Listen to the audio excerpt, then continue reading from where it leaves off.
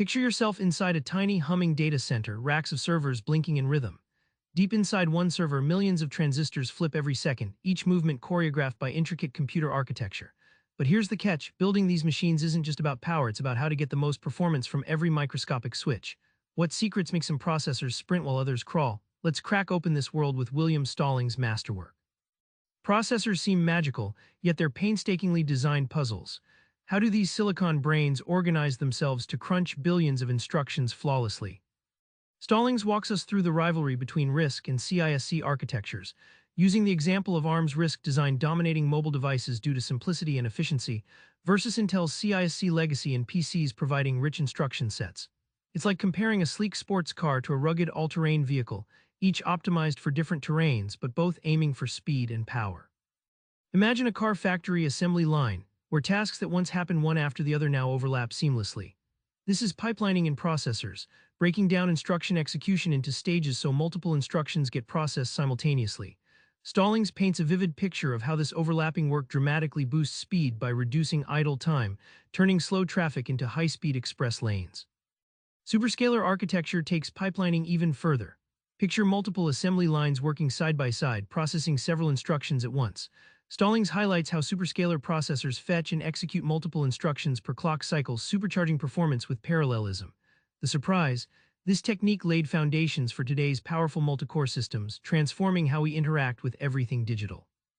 Memory isn't just about size, it's a dance of speed and strategy. How do computers keep their lightning-fast parts fed without choking on delays? Think about a race car driver needing the best fuel within arm's reach.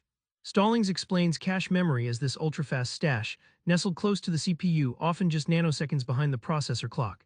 He uses vivid data from Intel's processors to show how cache hits cut down wait times, making the CPU feel like it's racing on the fastest tracks imaginable. Computer memory is like an onion, with layers peeling outward from blazing fast cache to slow, vast disk storage. Stallings describes this hierarchy as a strategic compromise: tiny, speedy layers near the CPU backed by humongous, slower layers farther out. It's the ultimate speed storage balancing act, ensuring critical data arrives first while still keeping the entire system humming. Virtual memory sounds like magic, but it's a brilliant trick.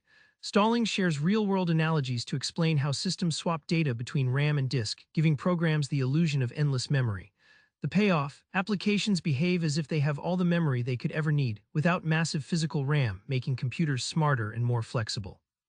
The processor's power is nothing without communication, the messengers, gateways, and highways connecting us to our machines. How does computer architecture embrace this complexity?